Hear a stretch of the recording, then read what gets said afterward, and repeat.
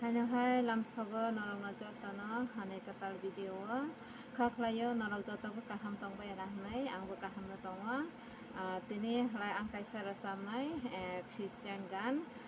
khnai tong di norok bahai ong ang rasamani comment kaisa di khna thau de khna thuga khnai nai di bahai ong oh ha teno kha ni mang se oh ha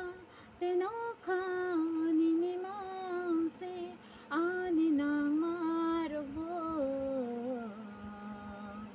no sero ani je tong mabo no rumase bebang mo kulmay nong maro salbrum no chang mani tong maro bebang mo kulmay nong maro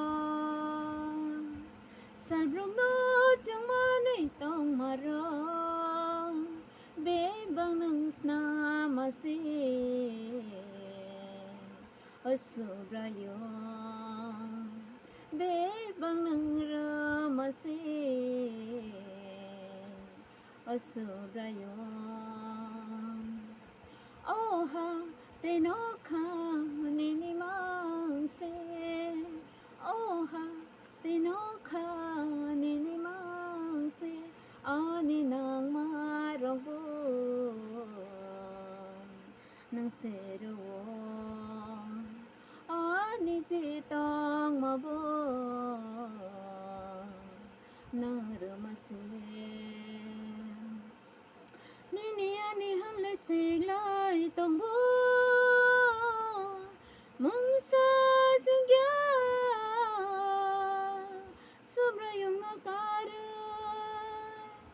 mong sa jung ya jisno na karu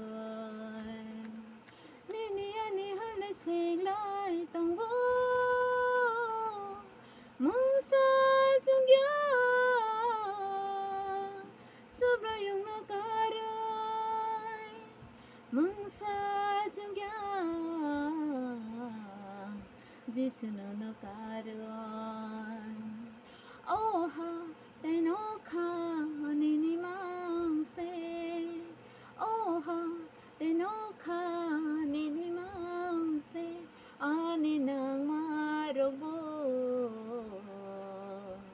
nang sero ani je tong mabo nang rumase oh ha teno kha